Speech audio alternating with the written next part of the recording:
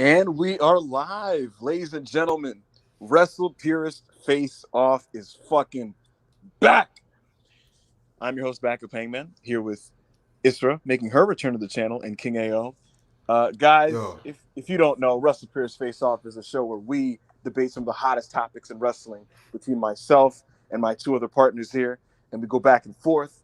You know, it's been a solid season so far, not for yours truly, but hopefully, you know, today's a nice comeback day. But we've been gone for a month, man. You know, the AEW pay-per-views kind of cucked us, and then I was lazy last week. But my body's refreshed, my mind is refreshed, and I'm ready to go. I'm ready to get these W's, do it for the hanger section. So we're fucking here, man. We're here. I'm happy to be here. I'm excited to be here. It's gonna be a really, really fun show. We're gonna talk about CM Punk and The Rock and Cody Rhodes and Jade Cargill. So let's fucking get it, man. Ayo, what's happening? You know what's happening?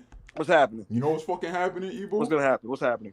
Me 5-0 on you niggas, son. You see this shit? You're undefeated? You see this shit? Undefeated out this bitch. And you know who's in the last place? Your bitch ass, nigga. One win where you stole one away from Israel. We're not gonna talk about that. Queen Israel is in a respectable second place. You feel me? 2-3. She's doing her thing. It's really just one person just out here just embarrassing themselves, embarrassing their legacy, embarrassing their family. And that's you, Ibu. Do better, bro. Get better arguments. You feel me? It's crazy because I am the best debater in Wrestle Purist. You're the best waffler. So many good points. So many good arguments, and yet the live chat, they just operate in bias. It's crazy. Nah, they know. You see how he's insulting y'all? He thinks y'all don't have. I love you guys. He thinks y'all don't have the ability to like form your own opinions and vote for what's right and what's true. You feel me? Like he thinks y'all just peons and followers. So you like next time y'all vote and keep that in mind. You feel me?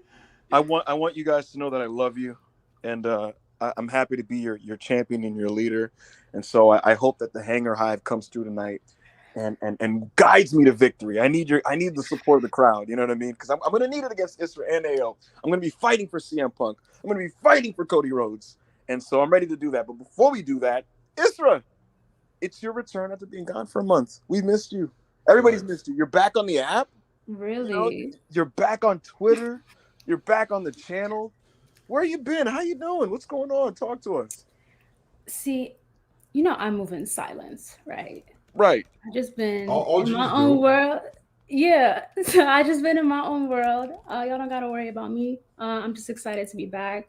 Yeah, it's been forever. Yeah, no, listen, it has been forever. Oh, I thought you were gonna have another I thought you were gonna give us this big lore thing where you're just like, oh, well, I'm here, it was good. We just gotta get down to these debates, bro. Wait, let me show the viewers my new glasses. Oh my god. Laugh at me. So I can see now. So when y'all send me comments, super chats, you can read it. Speaking of super chats, make sure y'all send super chats. Make sure you subscribe, turn on the bell notification. We don't have a competent host that is able to articulate these steps to you guys. In case you don't know, make sure you subscribe. Make sure you like the video. All that. Talk to us in the chat. Leave us super chats. We'll make sure to read all of those. Absolutely. Who are watching this off air, leave a comment. Like getting on the conversation. It's not just us debating each other, but like everyone is. It's involved. If during the debate you guys have a point that you think is being missed and you want to make, send in a super chat and we'll address it. You feel me? We'll during the debate if necessary. During the debate. During the debate, it's and also if you have, we tried doing this last week, but we're going to try to run it back this time. If you have like a topic that you want us to talk about, how much did we say for the super chat? You talking about I'm like asking for money. Okay. For $50, we will debate anything you would like us to debate, but you have to send $50. You have to make the topic very clear, and you can choose which two of us you'd like to debate this topic. And we will do so for a couple minutes live on air. So that's what I'm saying, guys. It's your show just as much as it's our show, because Wrestle Purist is a universe, it's a galaxy, it's a community that is going to support Backup Hangman, who has his gloves on and he's ready to fucking go. So let's go. Brainwash you. Let's go. I'm starting with Isra. Hangman, I acknowledge his page. Get in the fucking ring. Oh, Hey, yo, what's the debate? What's the first topic? Let's do it. Let's do it. Hold on. You see how this nigga? All right. Bro, Tony you don't run Khan. shit. Tony You don't Khan. even know how to work your phone. He really don't. Like he genuinely doesn't. But Tony Khan has publicly announced the firing of CM Punk on Collision the night before All Out. This was following that thug CM Punk's physical altercation with Jungle Him, Jack Perry, and allegedly lunging at Tony Khan and his testicles.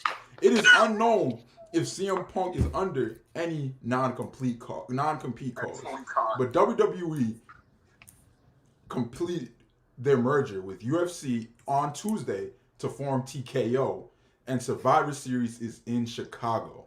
Should the WWE sign that thug, CM Punk? Who would like to go first? Who wants to go first? Ebu, why are you asking that? Like, you're a part of the conversation. You know what? Okay, I'm glad I put my glasses on because I actually put together a compilation of points. Feel me? Mm-hmm. Starting with. Hold on. Would you like to see Phil Brooks back in WWE?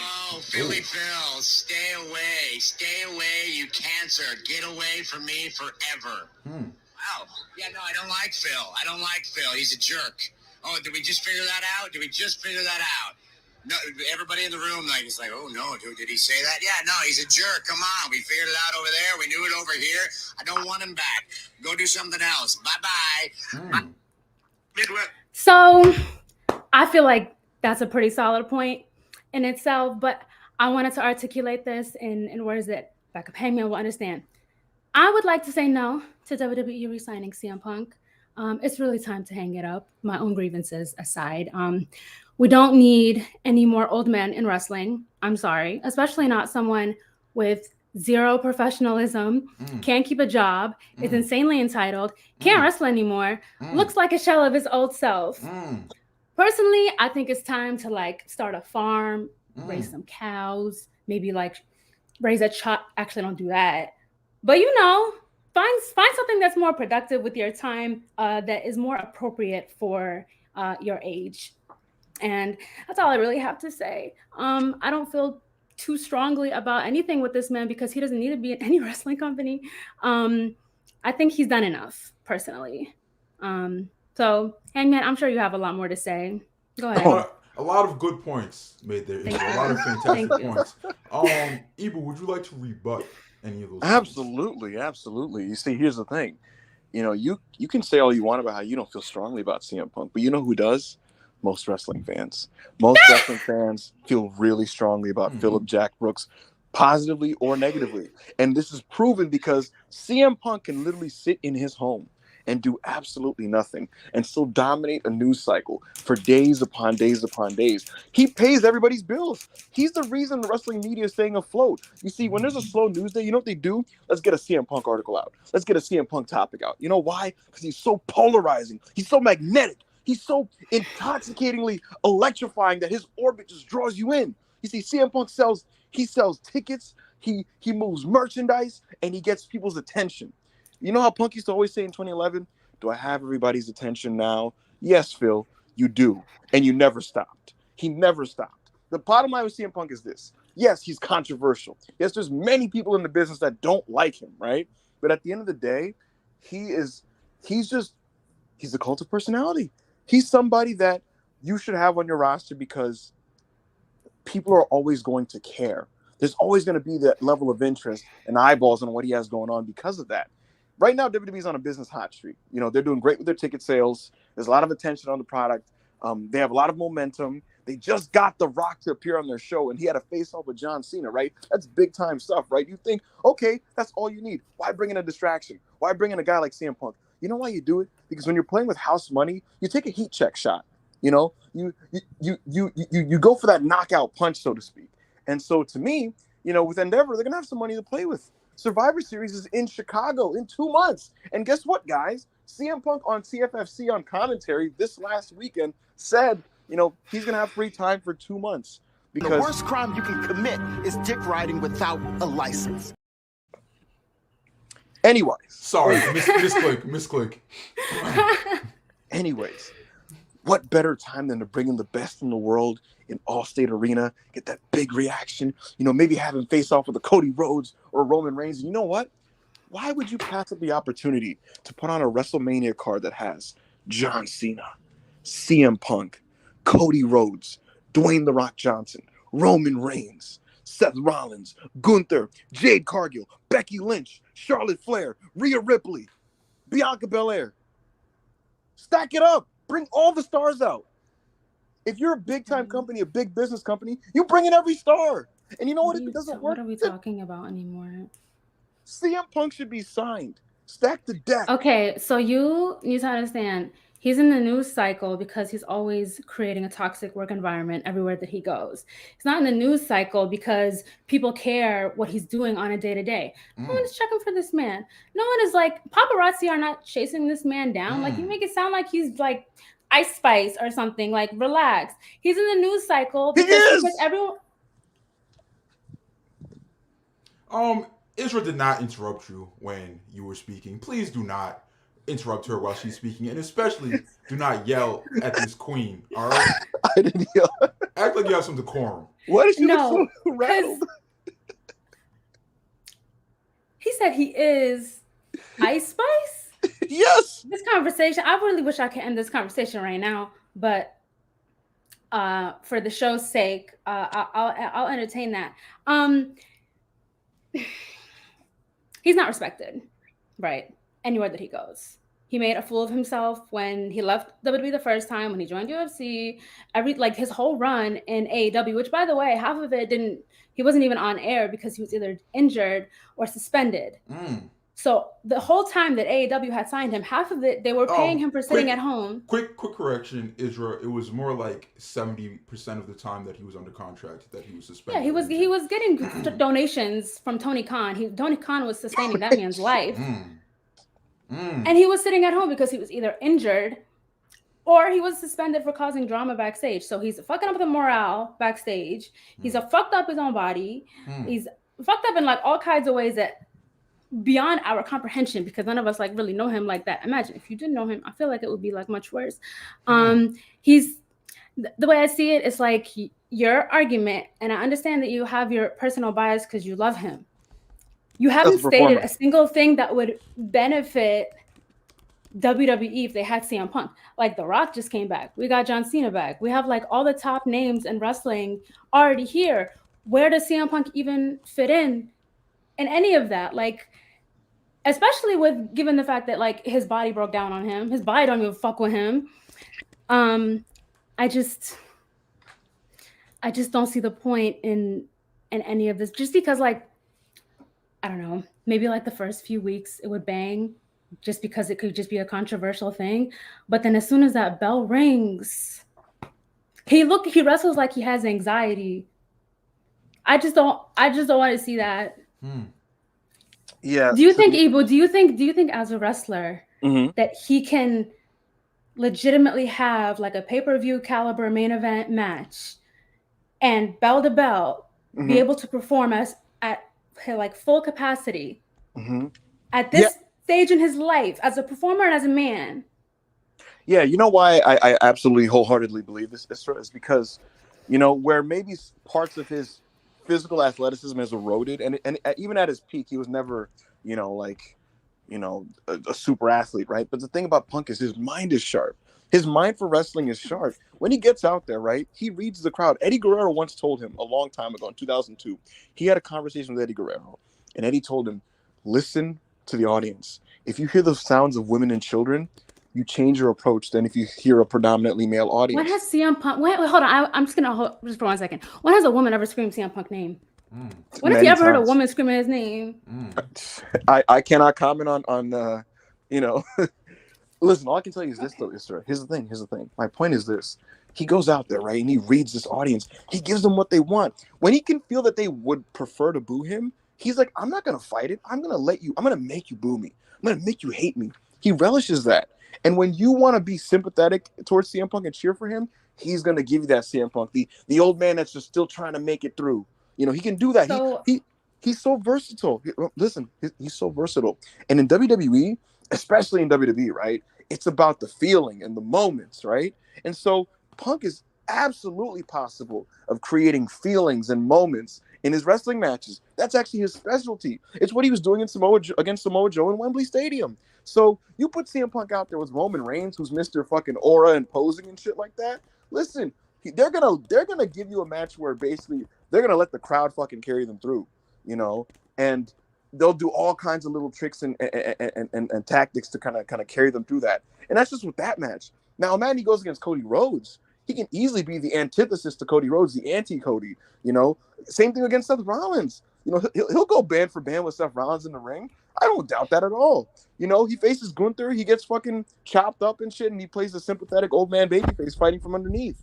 Punk is so versatile. If you follow his career and go back 20 years, he's played every role under the sun, and he can still do that.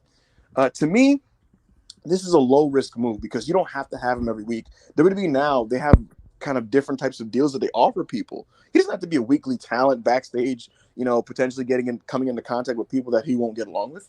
You can have him do very specific matches. And listen, I don't know about y'all.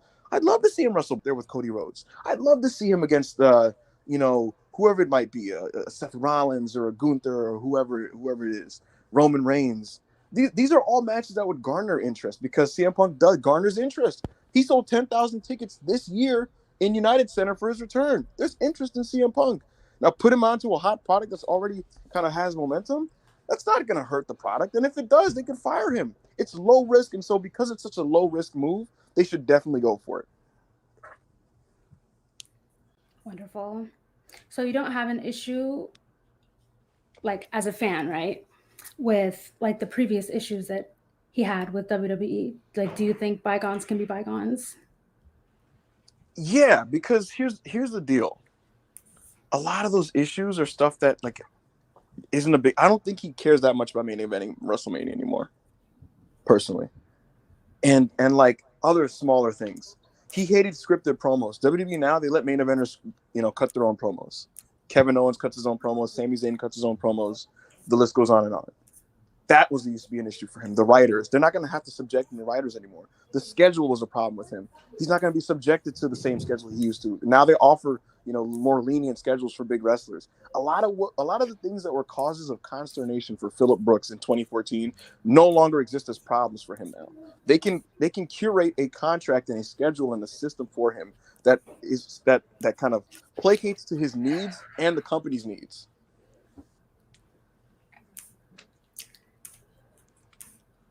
Cool. Yeah, it's just the cold hard facts.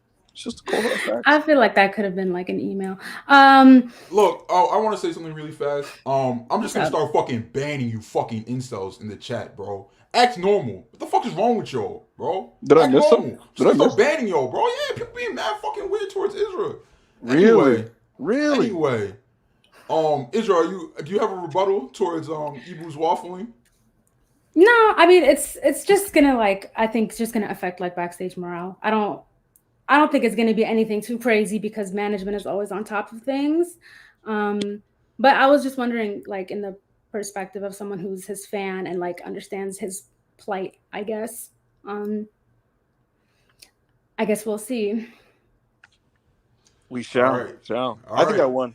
The vote. I feel like I got my point across very quickly. Either you agree or you don't agree. Whatever, but like I feel like a lot of his rebuttals could have been an email. The vote is going out. Everybody, please take your asses to straw poll and vote on a winner. Back up Hangman versus Israel, and should CM Punk return to WWE? If you guys vote for me, I'll send you all $5. Ibu, I just want to know. Yes. Why is Collision doing the same numbers without Punk that they was doing with him? I'm not at liberty to answer any questions that don't pertain to today's debate topics. Interesting. I mean, it kind of relates. So when will you be at liberty to answer this? I mean, you're telling me if y'all want my answer to that question, someone in the super chat has to ask you that question. I mean, I'm just confused because you're telling me that he's the star of all stars, holding up the wrestling media industry. When he farts, people talk. So why is Johnny Hungy going up against Alabama doing the same numbers as Punk going up against zero competition? I'm just confused here. A lot of the late CM Punk collisions were going up against WWE pay-per-views and UFC fight nights. Only one CM Punk collision went up against the pay-per-view. What do you mean a lot? How does one mean a lot? Money in the Bank went on earlier that day and absolutely took away from their ratings. Oh my God! How do you quantify that? Where's the evidence that this is factual? That a pay-per-view early in the day will take away from a wrestling show later in the day? Where's the evidence to this? I don't want no. I don't want semantics. I want evidence. I want numbers. I want proof. Please provide it. Well, I can tell you this: it was at the time that rating was a statistical aberration because the number before the previous week and the number after and the week after were significantly higher at the time. But then afterwards they stayed consistent with that rating. Right or wrong? Well, it didn't reach the low of that show that sagged to the 400s. I don't believe. The point is, look, at the end of the day, the Collision audience I think has bottomed out, and it has what it has at the moment. And CM Punk is a draw, but I don't think there was that much interest at the end. And it has what. Extra, you have an echo. I think that's. Oh no, go ahead. Yeah, it was me. Yeah, I was just gonna say, I even while he is a draw, I don't think there's that much interest in Punk in a trio setting having a 30-minute match. In the same way that Kenny Omega, when he has singles matches with like the King or John Moxley, he draws huge, right? But certain elite trios matches didn't do that big because people want to see him in certain contexts in the same way. So that's kind of my stance on that. And any further comment from me would have to be gotten out of me with a super chat. So that's where I stand with that. Interesting. All right. Yes. I believe we're ready to move on. We'll let we'll let your vote thing simmer for a little bit. We got any super chats to go through? Oh yeah, let's go through a couple super chats. Keep them coming in. Hold on. Bob the Builder, $5 Canadian. Why is the Righteous on my television? What happened to the game I love? I honestly don't know, bro. I don't fucking know. I don't know, like AEW, say what you want about secondary promotion, blah, blah, blah. AEW is the fucking big leagues, son. The Righteous have been along for a long time. Ring of Honor, Impact. Who is asking for them to get elevated to AEW or WWE? Who is saying, yo, these guys should be on national television? I don't fucking get it, bro. I don't know. Yeah, I don't really know either. They literally had they were gonna have a push where they were gonna combine with the Dark Order. They got taken off Wembley because people didn't want to see that. And then Tony Khan, he couldn't even put Evil Uno on the show in a singles match because of the pushback. So I don't know what he's expecting to do with the Righteous because there's gonna be pushback towards that as well. And he doesn't react great to that type of criticism from fans. And so it's gonna be kind of a push and pull, I think, where it's like he's gonna try to force it through and hope people like it. And I don't think people are going to take to it. So we shall see, I guess. Israel, I'm sure you don't know who these people are. So, the next one. Yazora Hart. I'm just vibing. Yazora Hart, $5 super chat. WWE's business model doesn't need singular stars to the point they're world champion and takes months off at a time. They don't need the headache with Punk. I agree. I fucking agree. Their numbers are fine. Without Roman hasn't. When's the last time Roman's been on TV? No, Roman does. No, Roman absolutely drives a number. But when's the last time Roman's been on TV? It's been like 2 months, right? It's been since like the SummerSlam build. And they've done multiple 2.5 millions without him, right? At least one, but yeah. I know the Rock was one. That was a cheat code, but I'm pretty sure they've done like 2 others. Even the Rock one. Rock wasn't advertised. Yeah, he wasn't even advertised. Bro, if he was advertised, that's a 3. That's 3 million easy. That's a 3. But I agree, bro. Like like my dislike for Punk aside, I don't see why they would bring in somebody so volatile like that when for how long have we been saying it now? WWE isn't like a superstar business anymore. It's the brand, the brand, the brand, the brand. Like they push the brand. You feel me? And it's true to this point. Like to pop like you bring back Punk, I'm sure it'll pop a nice little number. But is that worth the risk of him punching somebody in this shit and then this becoming a fucking story and him just having a manic episode? I don't think so, bro.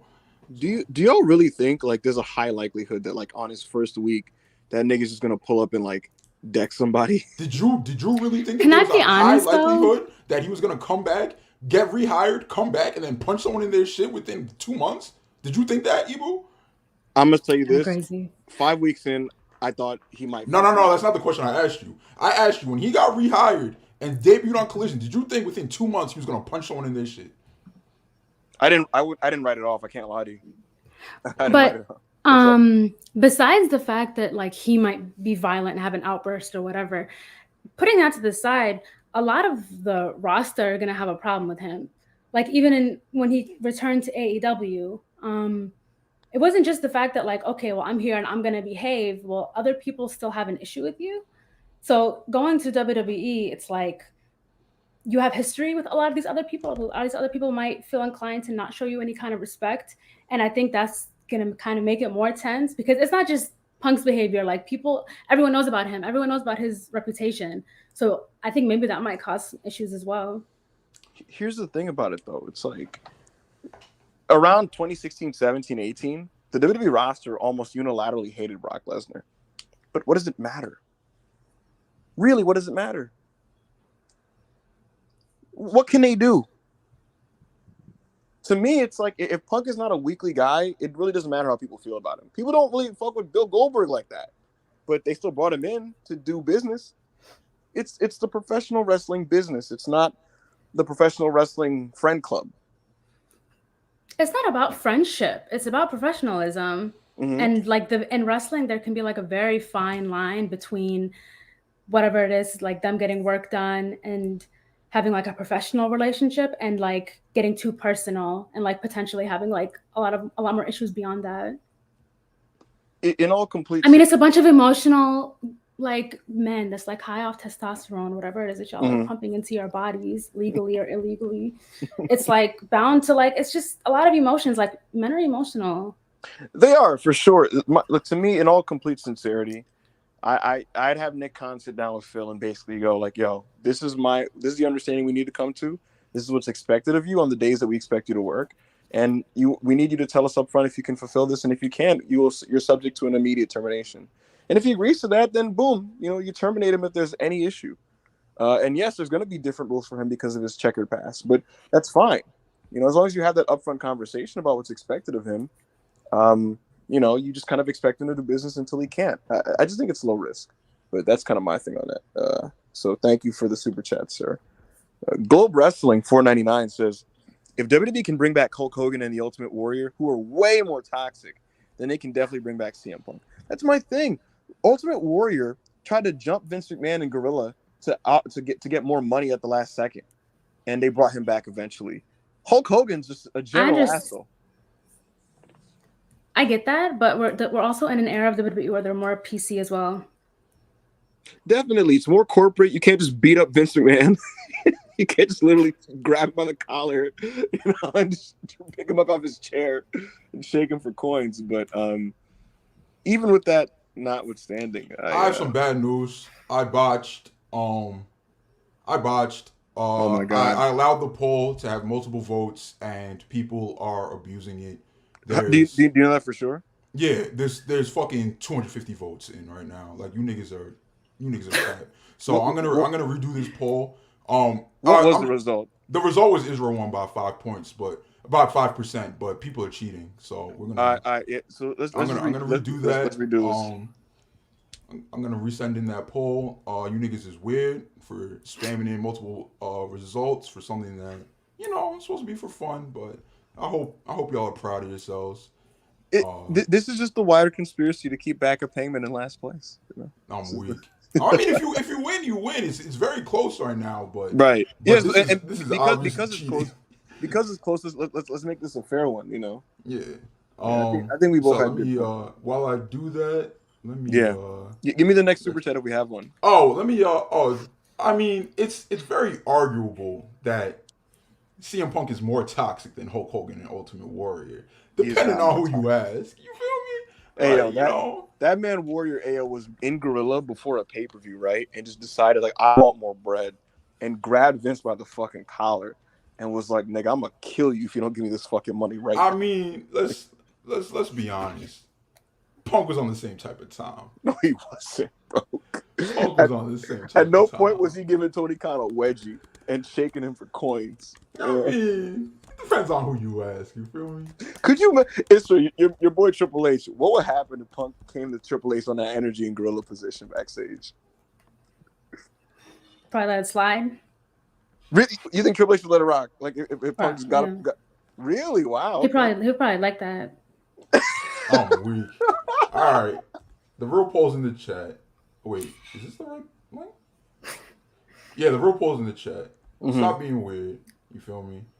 You niggas that was spamming votes, I hope you're happy that you wasted your time. All that shit. Caden Lee, $5 super chat. Get Raj Giri on again, please and thank you. Should we get Raj on again and flip the switch, bro? Yo, you know what's funny? Give us more drunken secrets. I was tweeting about Raj the other day or today, and people were like, "Yo, get a Raj space." Yo, you trying to do a Raj space tonight? I'm not trying to do a Raj space tonight. I mean, we could get into it to admit why he did what he did. Why he tried to step on SRS's story. I do want one. Why did you do that, bro? And like he can't even blame him being drunk on it. Like unless he woke up the next morning was still drunk and got drunk. Yo, Sean Ross Sapp confidently was like, "Yeah, so Jade Cargill's leaving AEW. She's going to WWE." Next morning, this man's like, "Yeah, I bet you she's not. She's staying. Trust me. Like I'll bet anybody on this." And it's like, what? You know how easy it was for me to confirm SRS's story, my nigga. I sent one DM, and they was like, "Yeah, Jade was talking about she's out of here. She was saying goodbye and giving hugs in the locker room." That's how easy it was for me to confirm it, bro. And Raj was like, and Raj was willing to bet his house and his car and he was willing to bet his mortgage on it. Like what, bro? Like, nigga, what? Raj, you created WrestlingInc.com. There's not one talent you could DM, bro. Like there's not one person you could talk to. Yo, Ale, you want to hear something funnier? His thing was single source. That's funny as hell, bro. Aren't you? Does he claim to be a journalist? Not anymore. He's retired. He doesn't give a shit. But he used to. Yeah, he used to back in the day. Bro, the first thing that they teach you in journalism school is that you can't put out a single source story, my nigga. But because he's he doesn't have to care anymore. He's just like, nah, Jade's staying. I bet you. I'll bet anybody on this. Cry. And then so he's just going off vibes. Yeah, I guess he basically said like I have a good feeling based on my one source on this thing that Jade's not leaving to go to WWE. And Sean Ross was like, I'll take you up on that fucking bet. And then today, so what if? Oh, I'm sorry. Finish. No, and so today it comes out that Jade's gonna she's gonna pull up to the Performance Center this week, probably on Tuesday, to do like a physical and a workout and all that type of stuff. So she's going to WWE. It's confirmed. And then today people are like, yo, pay up. And he basically was like, I didn't shake on anything. It's like, man, what? Urban Mongoose, $5 super chat. AO is so used to being anti-Punk, he can't accept facts. Punk is a draw. What? Punk has aura. Punk is great. Punk helped AEW, and he would help WWE, no question. Urban Goose, that's all great. And you know what I have to say to that? Urban Goose. The worst crime you can commit is dick riding without a license. Get off that nigga's dick. Anyway, Anwar 5, thank you for the $5 super chat, Urban Goose. Anwar 5 Star Wing, $5 super chat. What are gonna be the long-term ramifications of TK being a cheapskate and not flying out all of most important wrestlers to experience All In? I'll let you start with this one, Al. I don't like, bro. You know WWE wrestlers have to pay for their own flights, right? Like they pay for their travel and hotels, and AEW wrestlers don't. So the idea, I mean, internationally, WWE pays. I don't think that's what he means. But I feel like Anwar's talking about like getting some of the roster members to just be at the show, But no, he's saying he's being a cheapskate, bro. I guess maybe.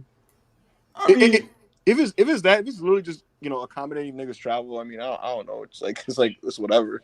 I mean, who didn't get to go to All In that wanted to go? I mean, fucking Emi Sakura was there. She wasn't booked, and she's not treated as important as like say Ricky Starks. Like Ricky could have went if he wanted to. He chose not to. You feel me? Bro, that crying. I'm sorry, bro. I love Emi. That crying video is crazy. I don't want to talk about that, bro. That was crazy. But, I got a question. Isra, you tell me this is a boss girl move or not. Veteran Joshi wrestler Emi Sakura, well beloved by the AEW fans, doesn't get used that much on TV. It was her dream to go to Wembley Stadium, and she wanted to be at All In.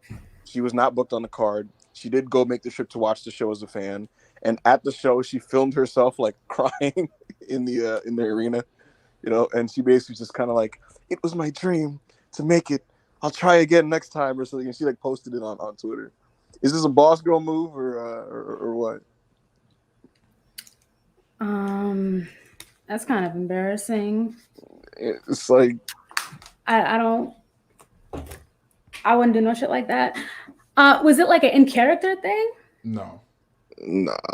So she was like, this was like meant to be like genuine reaction. Yeah, it worked. It worked in her favor. I don't know. Maybe emotion got the better of her, and that's just how she genuinely feels. I don't know. Bella Hadid cries on camera all the time. No one cares. Let her cry. Let bitches cry. Like let bitches cry. Well, I'll tell you what. It worked in her favor in that she got booked on Dynamite the next week. So, I guess. Urban Goose, $2 super chat. Punk's return is the greatest wrestling return of all time. That's a very interesting point, Urban Goose. You know what I have to say to that? The worst crime you can commit is dick riding without a license.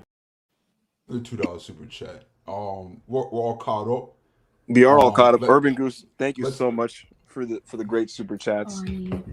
Remember, guys, let's $50 will debate anything you want. $50 also, we will sing any song you'd like us to sing. But besides that, just continue to be engaged with us, please. We appreciate everybody who's in here. We have a nice little house. What's the result of the first poll? Let's see what we're cooking here. I'm sure Israel did her thing. You feel me? Please.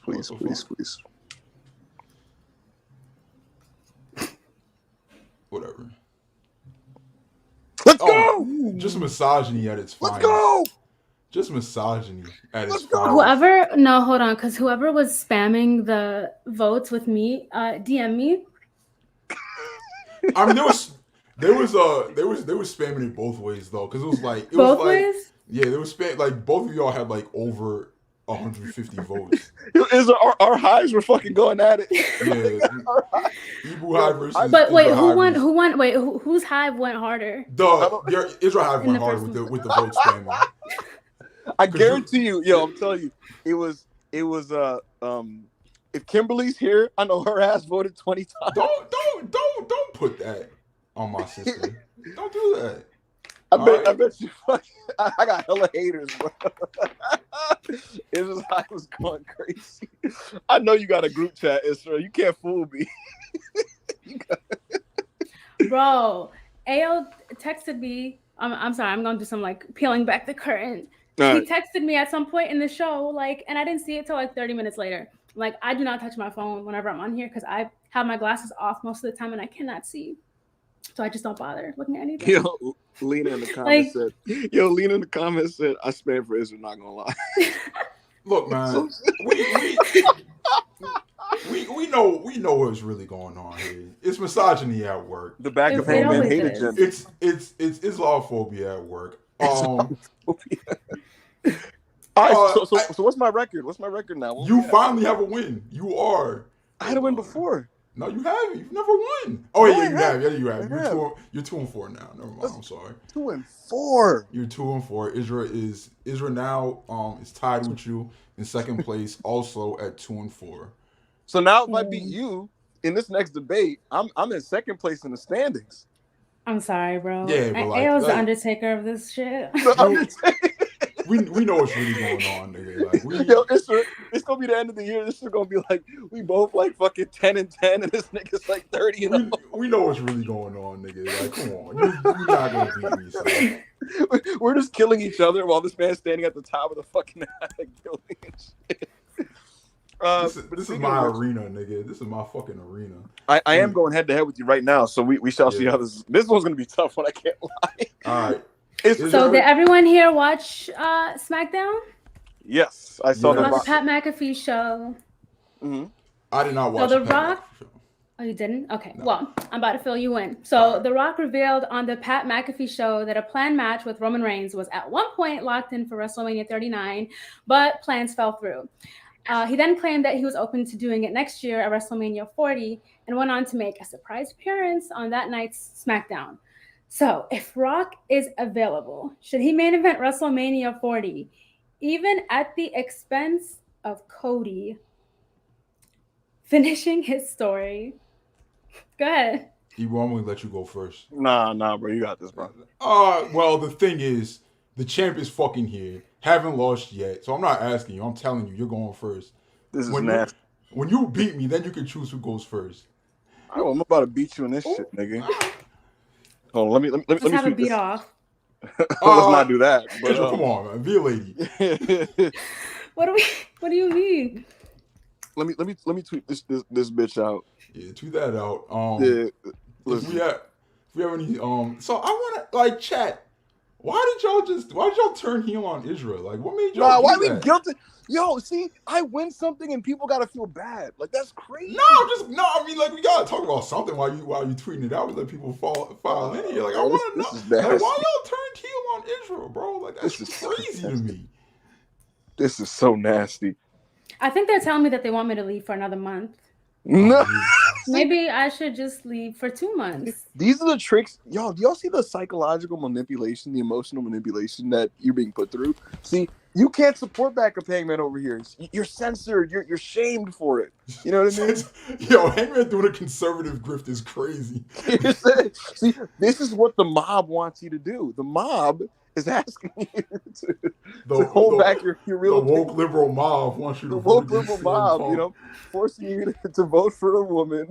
Oh, crying. All right, but here we go. Berserk said, don't leave. They actually scared in the chat. All right, anyway, yeah. So you're saying I have to go first on this? Yeah, you gotta go first. When you beat me, you can choose who goes first a second. You feel me? All right, so folks, I want everybody to bear with me here. Please just bear with me. Just hear me out, all right? I love The Rock. I'm not going to pretend I don't love The Rock. He's the greatest WWE superstar of all time. He's the biggest movie star. I get all that, guys. Just stay with me, all right? Just please stay with me, okay? The Rock is amazing. And if you have the opportunity to use The Rock at WrestleMania, of course you got to use The Rock at WrestleMania, right? But here's my thing. Dwayne The Rock Johnson is not reliable.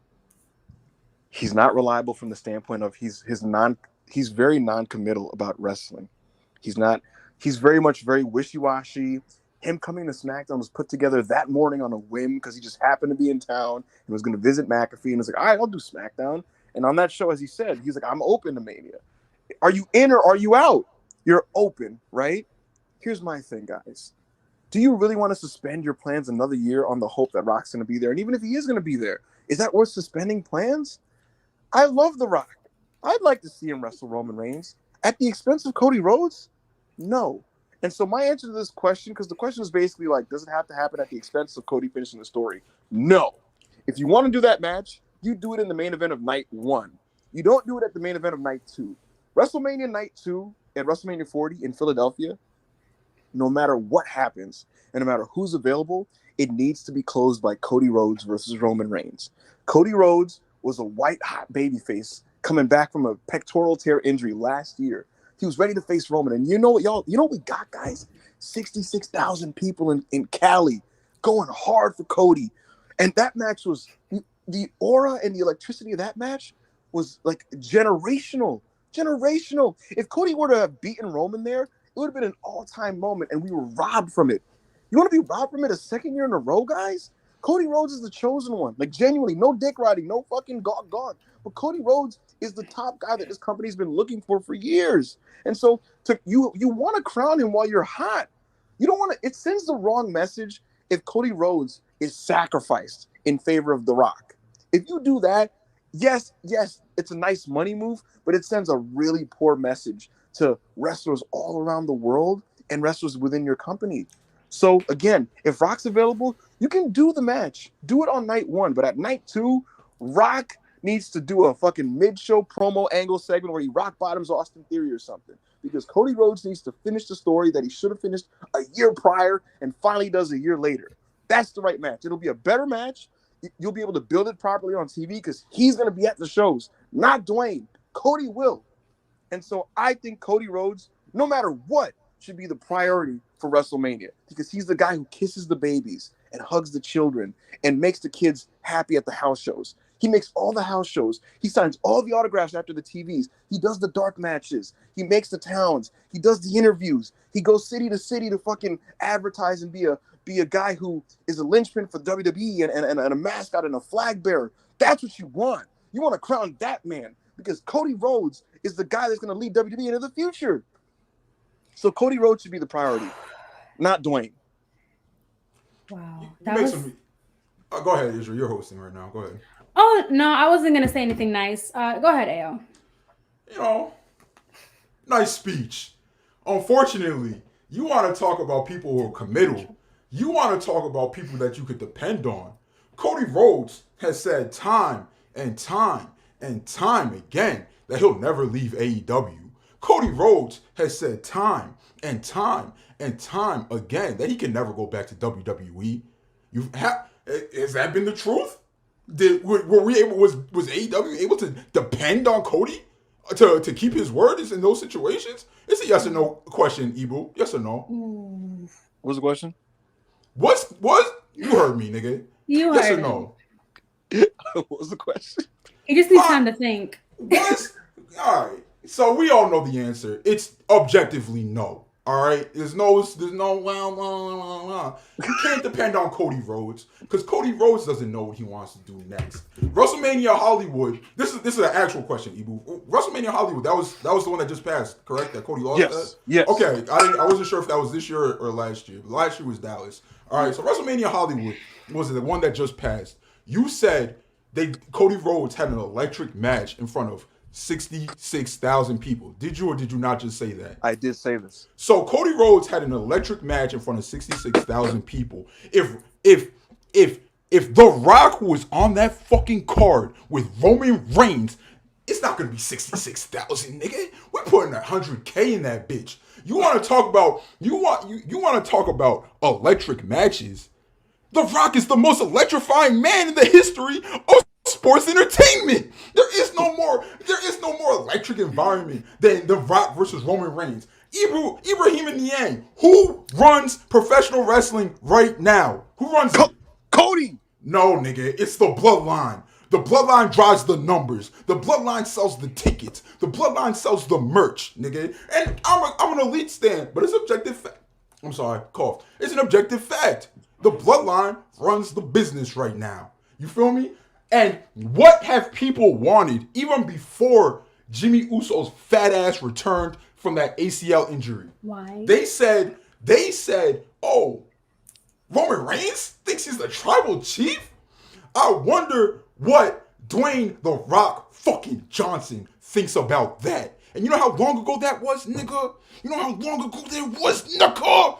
3 years ago. For 3 years, people have been waiting for Roman Reigns and The Rock to stare down in a wrestling ring. For 3 years, people have been waiting for the most electrifying man in sports entertainment to beat Roman Reigns' ass and save his family. For 3 years, people have been waiting for The Rock to call Roman Reigns a Rudy Poo candy ass. You feel me? The Rock returned to wrestling on a whim. Just felt like it because it's a writer's strike. And he did over 100 million views across social media because he was just doing his fucking thing, nigga. Shout out to my son WrestleOps with the numbers. You feel me? Keep getting your bread, my nigga. Shout out to my nigga Zed. You feel me? They threw him on NXT this week. Shout out to him. I'm happy for my nigga's success. Anyway, like I was saying, The Rock is the biggest star in the world, the biggest box. Well, not so much really because the movie quality has caught up with the box office quality. But for a fucking decade, nigga, The Rock was the biggest box office draw in the world. And even now that he's starting to decline, he was the biggest star, biggest box office draw in the history of movies. This is a top 5 most famous private citizen in the fucking world. Do you know who The Rock is, nigga? Do you know his body? You know his body, nigga. You know how he gets down. It doesn't matter. Who The Rock is. Mm-mm. Oh, Don't try that. Oh, it doesn't matter who The Rock is. Because do you know who Cody Rhodes is? He's the American Nightmare. The son of Dusty Rhodes. The grandson of a fucking plumber. The top star on Raw. The guy that, guess what, AO? WWE's doing their biggest house show business since the Attitude Era. Niggas are coming to house shows again. You know why? Because when you bring your babies to WWE Live, Cody Rhodes is going to hug your baby every show. It doesn't matter if it's Tuesday, Wednesday, Thursday, or Saturday. He's there to hug your baby. And you know what I have to say about that? What? You know what I have to say about that? What? Cody Rhodes' loser ass will be there to hug your babies, just like his when he doesn't main event WrestleMania, just like his loser ass was there to hug those loser ass babies after Samoan Spike Spear 1, 2, 3 in the main event of WrestleMania, causing the single greatest night in the history of wrestling Twitter. That was the most hilarious night in the history of wrestling Twitter. We had over 1,000, WrestlePurists had over 1,000 people in a space just to talk about how Roman Reigns stood on top of the industry and defeated the Aryan Menace. No, he's not an Aryan Menace. The Aryan Menace. He's a Cuban god. Here's the thing about it. Cuban is hilarious. Bro, that nigga is 1/8 Cuban. He is Cuban. All right. Here's the thing about Cody Rhodes: a Cuban man married to a beautiful black woman that gave birth to a beautiful mixed child. That's besides brother, the point. This nigga's giving the Cody Rhodes killed racism speech. My wife is gonna give birth to a beautiful half black and half. No, in all seriousness, and look what he's doing now. He brought in Jade Cargill. Cody Rhodes is the portal. And none of this, and you know what? That's great. And none of this would stop if he doesn't main event WrestleMania. Sure, but you know what? Sometimes wrestling needs to be a meritocracy where you reward good people that are helping your company. The truth is this, AO. You know what shows? You know what goes to show how much of a remarkable and tenacious man Cody Rhodes is? The way he lost at WrestleMania, given his build-up to get to that point, the way that he lost, AO, would kill so many people's careers. It would finish so many people, right? But he was unfazed. He was undaunted, and he remained the star that he was. It didn't hurt his drawing power. It didn't hurt how over he was. That man in the spring was feuding with Brock Lesnar, and the crowd was going crazy for him. And frankly, AO, when you look at the layout of the Brock feud, a lot of the angles were very repetitive. But you know why the fans didn't mind? Because they love Cody. And historically in wrestling, that happens a lot. For people that you really love, it really doesn't matter what you're doing. They're just happy to see you. And you know why they're happy to see him? Because they still believe in him. He lost to Roman, but there was faith that he would finish the story. If he doesn't do it this year at WrestleMania, you might lose that faith for good. And why would you ruin something that special that's in your hands? Nigga, again, you outdoors? I don't know. I think that might be Istra. I don't know what's going on with that. But someone is using the food processor. I will mute myself. Okay. And so that's my thing, AO. It's like, don't shake the faith of the public when they have faith in a guy that's perfectly primed to be their top person. They still believe in him. They still want him. They still love him. Why would you ruin that? Again, The Rock can do The Rock things, but his match isn't going to be as good. All right, at this point, you're just waffling. It's the truth. I think you've said what you needed to say. Honestly, I'm gonna get the poll out. Night 2 should be Rock versus Cody. Sorry, Roman versus Cody. And everybody in the chat, in their heart of hearts, I think they know I'm right. The Rock had people that don't give a single fuck about wrestling anymore talking about SmackDown, talking about WWE, talking about the future. They had people that don't give a fuck about wrestling talking about Austin Theory, bro. Imagine what would happen if he's in the ring with the biggest star in the business. The poll is out. You feel me? Ain't no spamming votes this time. Guys, we can do Beat me something in special hives. here. AO has Get your never vote in. lost. No. You know, I'm not gonna let you. I'm not gonna allow you to gaslight people. But well, AO's never lost. Vote on who you think made better points. All right. We can do something special here, guys. We can make history. Let's make history. Let's make history. This is the night of Big Backup. You feel me? Big Backup is crazy. Anyway, that's I feel it. I feel it in the chat. I don't know. I think they like what you said, but I feel like deep down what I said resonated with them. I think I got this. I think I got this. In the meantime, guys, please send some super chats and we'll kind of get into some of your Bro, shit. I was about to catch such a nasty attitude because I said something and it sounded like you ignored me, but I just realized that I'm muted. What did you say? What did you say? Oh, nothing. I just said I wanted to give my 2 cents about. Go ahead. Talk. Imagine in my POV, I say that, and immediately Ibu talks over me, and I don't know that he can't hear me. I was like ready to straight up leave the stream. Oh, that's crazy. Cody is not him. He didn't need a main event on WrestleMania, bro. The Rock is literally the biggest wrestling superstar to ever live, ever. And you're trying to say that a glorified mid-carder, Nepo baby that shouldn't have had one main event of WrestleMania is supposed to get a second one after not finishing the job the first time? Yes. Get the fuck out of my face, bro. No one, listen, you could say that this is my guy, and I would like to maybe one day see him main event WrestleMania and win at WrestleMania. That would just be like a dream come true. No one gives a fuck.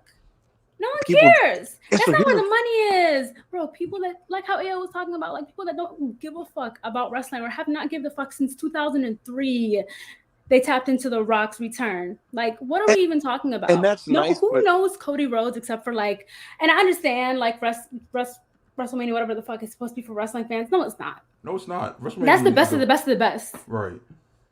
And that's Cody Rhodes. At the end of the that's day, why you about to lose, and that's why you're about to lose. At the end of the day, please get your votes in. At the end of the day, I'm gonna touch on these super chats. Please keep them coming in. Please keep them coming in. The homie Red Raider Dre $5 super chat. I need AO to do the Ricky when I catch you Ricky bit because Starks is currently hiding as we speak. Is he really? If I speak my truth on Snoozy Starks, Montel will find me. So I'm just gonna keep my mouth shut. Thank you for the super chat, Dre. Bob the Builder, $2 super chat. Let me be your president to your first lady, Isra. Super chat Riz is crazy. Isra, what do you think? I think I'd rather be the president. I'm all grown up now, and I'm listening to learn the truth. Please. Bob the Builder, $2 super chat. AO should be canceled for putting Hogan over Punk. I'll never be canceled. That's the thing. So, you know, Hulk Hogan's a better professional wrestler than Punk. Hulk Hogan is a better person than the Punk. Hulk Hogan has better politics than Punk. Hulk Hogan is less racist than Punk. That's crazy. These are just things that we all know to be true. It is what it is. No, he ate with that. he really didn't. Yo, let me get my vote and see. I try not to vote because I'm a part of the podcast. I'm not trying to be biased, but I gotta vote for AO. Wow. AO. $5 super chat. The Cody story cooled off. I agree. The crowd would probably be louder for LA Knight at this point. No, they wouldn't. And he's not even good. Yes. Let the GOAT headline another one. This is bullshit. Yo, WrestleMania is for once in a lifetime moments. And if you don't do Roman Reigns versus The Rock this year, you can never do it again, bro. You can never do it again. And this is the only time, this is the only chance WWE has to have someone beat Hulk Hogan's record, bro. Do you think that's a record that should stand, Ibu? In general, not as opposed, like, take all this shit away. Take Cody away, all this. Do you think Hulk Hogan deserves to have the longest modern era WWE championship reign? It is what it is. Do you think he deserves it, though? Yes or no? No, but okay. You don't think he deserves it? this is their only chance. They'll never have an opportunity like this again. Once in a lifetime opportunity. Because as great and as much as WWE fans love Roman Reigns, if there wasn't a pandemic, this reign would have been impossible. So, like, even if somebody more over than the Bloodline comes somehow, you can't do this again, bro. You can't. Now modern wrestling. So, it is what it is, bro. It is what it is. Let's see these results. Come on, guys. Come on, guys. Let's see these results. Come on, guys. Did you Wow. put it up? Hold On the screen. on. I'm gonna present it. Yeah. This nigga Evil better not have beaten me, bro.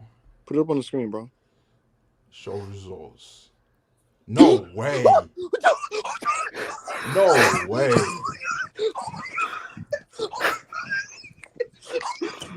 There's no way I actually lost him.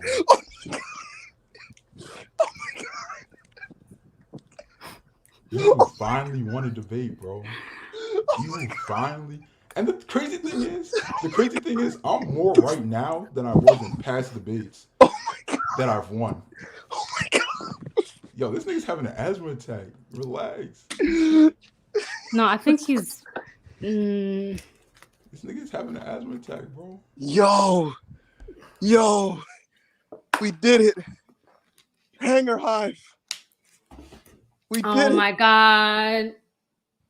Did AO bounce? Oh my god. Oh my god. Someone called me Ibu Shadur Sanders. Yo. I was trying to close the what's it called? It kicked me out the stream. Oh my god. That looks so dramatic. Oh my god. This is bullshit. Oh my god. Hanger Hive, we did it. See, you know what it is, guys? You guys are the silent majority, the groundswell support that fights back. You fight the oppression. You Literal fight the oppression of anti-Hangman fucking literal propaganda. MAGA, bro. You know what it really is? You know what it really Big is? fucking backup. You know what it really is? Talking you know about, what, you know what it really is? You know what it really is, nigga? I fucking put your head in the toilet, nigga. You tweeted before our debate to Oh, bring your Nazi followers. Your what? Nazi Reddit incel fucking 4chan followers. I don't have a Nazi Reddit incel fan base. Well, My fan base are let's be good honest. people that just love my analysis Let's and be my honest. insight. This nigga really happy as fuck that he's 1-5 against Yo. us, bro. Like, Now this is the comeback season. I'm like, No, Giants. he's just happy he beat you. Like, he feels Yes, like he just yes. defeated the Undertaker's streak. Yes, I beat this. I This broke is the nasty. streak. Oh my god. What's my record now, nigga? You have climbed into second place. Hold on, let me find the Google Doc. Yeah. You have climbed into second place with a 3-4 record. Big body. My perfect 0 in the losses column. What's your shit right now? Yeah, I'm 5-1. Listen, It's I want to gone. let everybody know now. I'm putting it on wax. I will pass AO in the standings. No, you're not. And I will win the face-off championships. Put bread on it. This is like having like a 1.0 GPA in your freshman year and then saying you're gonna graduate on the dean's list. Like, I will graduate on the dean's list. Hey, we should definitely have a benchmark thing like like way down the line where it's like the finals of the season and we reset the shit. Hey man, Oh man. I'm disgusted by today's my results. I know what happened. I will never let you sit unilaterally just vote. Just tweet out a link on your own and be like AO versus Ibu coming up next. 'Cause I know what your father would be on, bro. You can tweet it out, but I'm gonna tweet out my own too. Go ahead. I'm gonna get some real niggas in here, nigga. I'm gonna get some. You see, the people that follow. wait, and the next one, that's against me. I'm not gonna do that. The people that rock with me, right? They're just real thorough niggas. Niggas from the street, nigga. Niggas from the gutter, nigga. No, me niggas too. that really got it out the mud. You feel me? Like you spamming links in 4chan. You spamming links on Reddit, bro. Like you spamming links on the dark web. Like we know what your voters really be on, my nigga. Like we know What our voters really be on. Like, oh my god. This is amazing. We did it. We fucking did it. They're treating the first lady like 2021 AEW Cody. That's nasty. Yeah, does stop that being mean? fucking weird, bro. I know it's Ibu's followers doing that shit too. I Um, don't even see what you're talking about. Russell Wilson, $2 super chat, Ibu country, let's ride. Yeah, I heard the Broncos choked while we was up on this show. Nasty. The homie Tone, $2 super chats. Hangman acting like he won the Super Bowl because he knows that this is like a statistical aberration, bro. Like it's not gonna Anything's be a consistent thing. possible. Bob the Builder, $2 super chat. I'll be back on TV soon. Hope you guys tune in. I'm ready for Isra to beat you too. I want AO What? to go 0-2 tonight, folks. I think it could Bob the happen. Builder, $2 super chat. Thoughts on Somalia? The women are beautiful. The women are beautiful. Yes. Urban Goose, $5 super chat.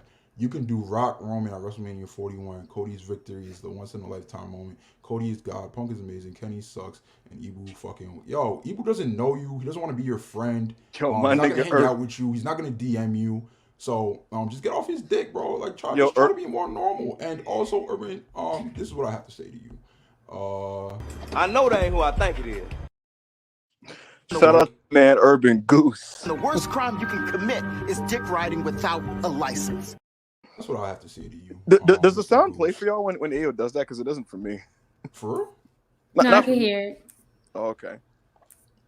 Yeah, listen, man. That's what I'm talking about. You don't know how to also, work your phone. You can't do Rock Roman at WrestleMania 41 because the writer's strike and the Screen Actors Guild strike will be over. This is a once in a lifetime opportunity right now. The Rock's not gonna be interested next year. He's gonna be in fucking Expendable 7. I'm just so proud of you guys. I'm so proud of you check. guys. Everything will be fine. Let the two NFL practice team rejects have their 2-star classic on night 2. We will take the consolation prize of Seth looking up at the lights on night 1.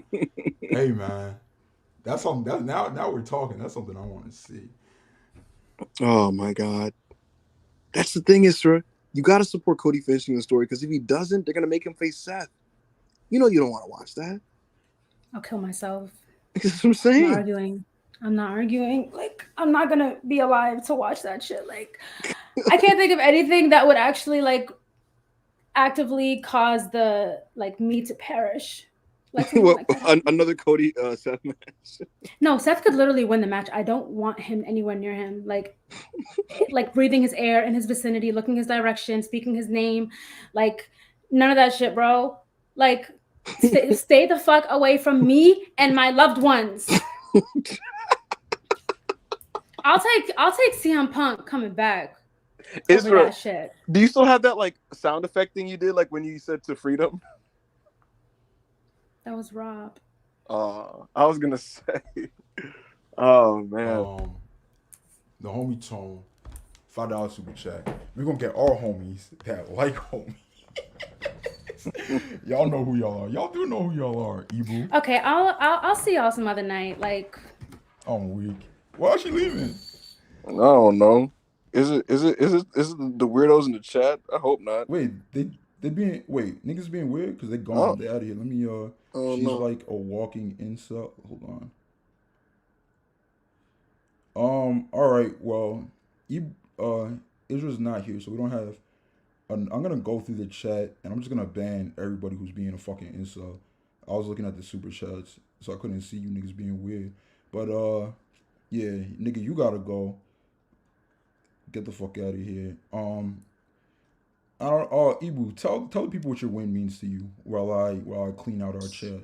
Yes. Okay, so I am just so happy, genuinely. Like you know what this was? This was a win for the real. You see, the Hanger Hive is it's a real thing. You know, they're not loud. They're not as loud as other hives. They're not as vocal. They're not as boisterous. But they move in silence, and they support your boy. You know, they come through for your boy. I just listen. I am just so overjoyed at this win. You know, I told everybody there's a chance to make history. There really was. There was a chance to make history, and we did it. You know, the tyranny of AO and this undefeated streak, it couldn't last any further. I went 2-0, you know, with a big comeback tonight. And I knew it was going to happen. I rested my mind and my body, and I was ready to do this. So I'm happy I did it. So there you go with that, man. Aya, why don't you give your closing comments? I'll be right back. You know what it is. Ibu rallies his MAGA fan base. Ibu rallies his racist supporters. Ibu rallies his Nazi adjacent followers to come in here before he debates me, knowing that if he doesn't, that if it's just a chat off of our original tweets, it's gonna get real nasty for that nigga, bro. And he knows this, he understands this. I'm feeling sick right now. I'm not able to be as boisterous as I usually am. You feel me? It just is what it is. I'm gonna take this loss. I'm gonna be better. I'm gonna get right. I'm gonna get some fucking, I'm gonna get back in the lab. I'm gonna do what I need to do. I'm gonna really just shit on you bitch ass niggas, bro. I'm gonna just all this evil rallying Nazis to vote against me. All these FTR adjacent ass niggas that's coming in here and trying to ruin the streak. It's over for you niggas in the future, bro. It's over for you niggas in the future. Isra, how are you feeling? Okay, let me just say something real quick. I do this podcast for fun with my friends because I genuinely really enjoy talking to Ayo and Ibu, and I genuinely like them. And this is meant to be like a passion project for the three of us with Wrestle Purist. If you take anything, any of us take seriously and start acting like a fucking dickhead in the comments, you will be banned, because at the end of the day, this shit is not serious. No one is dropping down to their fucking knees and crying and killing themselves over fucking wrestling. This shit is like this thing about fucking wrestling fans. All wrestling fans want to fucking do is kill the fun out of wrestling. And that's why no one wants to like fuck with a lot of y'all, like in real fucking life. So please check yourself, especially before you speak on me. And that's that. Like, I don't have to fucking do any of this. Like, I'm sure you know that. And this is not supposed to be fucking serious. There's no fucking reason why I should be upset over this bullshit. Like, fucking relax. Like, act like you have some fucking sense. Act like you've fucking heard a female speak. Act like you even like been around a fucking female in your life. And this wouldn't be a fucking issue. Absolutely. Look, guys, at the end of the day, look, we appreciate, the enthusiasm of the audience, but we don't have to be rude to anybody individually. And there's ways to respectfully disagree without, exactly just taking shots at people and stuff like that are on the air. So if we could please avoid that, can we please do that? Look, bro, like, I'm just like, y'all behavior in this chat, it's just why your lives are the way that they are, bro. You niggas that being incel adjacent. No, really, you're miserable. You know you hate your life. Like, the way that you act in this chat is why your life is like that. You feel me? Is why women don't talk to you. It's why people don't really try to be around you. You feel me? It's why women avoid being in this space, bro. Actually. Try to act normal, bro. Y'all trying to scare women. Like, y'all trying to scare women away from this space. Like, you can't scare a nigga like Chris away. Like, so if you just want Chris here and like no women around, like you don't want to ever see women on your screen, like just say that then, bro. And it's not gonna happen. We're just gonna ban you, but just say that, bro, instead of being a fucking incel. You feel me? Like, niggas is weird, son. My man JS, the talk is for the normal people. Enjoy your presence very much. I think a lot of people feel the same way, to be honest with you. Like I get that. I don't take none of that. Entertain people. You feel me? Like, we do this to entertain people. The streets fucking you. No, I'm not saying it's everybody. I'm not saying. Right. I'm just saying it to whoever needs to hear it.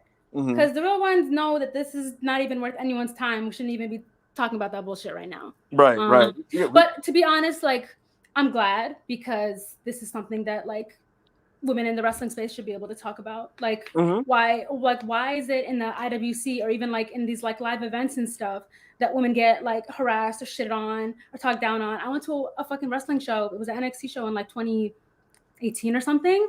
And I had stood up for this one spot because I was just so hyped. And some dude that was a few rows behind me was literally talking about, sit the fuck down. I'm about to like piss in your hair. Like, and I turn around and it's like crickets. Like, this person didn't fucking exist. But I knew they were talking to me. They were referencing someone with curly hair. And that was back when I used to wear my hair curly and long, right? So I knew the motherfucker was talking about me. But it's fucking crickets when I fucking turn around. And it's like, where do you get this fucking audacity? Like, that's the shit that makes females not want to even go to these fucking wrestling shows. Like, just kill the fucking fun out of everything. And that's not to say I don't, enjoy myself. I'm still gonna go have a good fucking time regardless. Like, fuck you. But it's like that's just the fucking reality of things. So This nigga Chris said, "Why did I catch it straight?" You're not catching it straight. What I'm saying is, incels talking about you is just gonna be like, it's just gonna be whatever. What I'm saying is like niggas trying to like rattle Israel and get Israel out of here, or like just be freaks towards Israel. You're just gonna like you just want y'all just want to look at niggas all day. Is what I'm saying. Like, And to me, not even like, look at you. You're not even on camera. we ain't even on camera. Chris probably not gonna be on screen if he come around. So like, the other thing about it is it is possible to disagree with something she says and not be like really weird about it. You know, you don't have to call her names or fucking take personal attacks at her or anything like that. You can just literally be like, I don't agree. I don't agree with the shit Israel be saying in these wrestling podcasts, and I beat her in these fucking debates about it. You know, so I think it's possible, guys. I believe in you. I believe in our chat. I believe in your ability to disagree and not, fucking make this an uncomfortable space for anybody, because that's not the type of platform we're trying to run. So with that said, I'm happy that you're back with us. You're a valued member of this Sunday show. There's no face-off without Isra. Just like as there's no face-off without, myself, Rayo. So thank you for being back. Apologize for some of the misbehavior. No, in the chat. I apologize to Ibu, Ayo, and the viewers for storming out, but it's just like sometimes you just get in the moment, and it's like if I don't take a breath, I'm gonna end up cussing everybody out. Everyone's gonna catch a stray. So I was like, let me go somewhere. Right. But yeah, we're back. Yeah, we're back, and so with that said, it's your turn. You're gonna go head to head with Ayo. So this is gonna be. We're gonna run through the rest of these super chats. Oh, we got some more super chats. Okay. About the builder, what do you think the real reason Jade left AEW? I think WWE just gave her an offer she can't refuse, and her booking hasn't been great either. So it's just like, why not? What do you think is the reason Jade left AEW? I think she was over it. Yeah, I get the same vibe. I think that I think they're I think she, like, the last few months of her TBS title reign soured her on everything. Just like how it was like very vacuous in terms of like actual, content and depth and thought put into it. So that's kind of my thing on that. About the builder $2. How much to do Prince Nana dance with music? That's a question for Ibu. Yo, for everybody saying we need mods in here, I know, bro. I'd be telling Monty. And Monty don't. I don't have the power to do it. I can't do it on StreamYard. You would have to send Monty, me, bro. $150. $150 to do the Prince turn Nana on his dance. camera and do the Prince Nana dance. Oh my! You'd have to send me $150.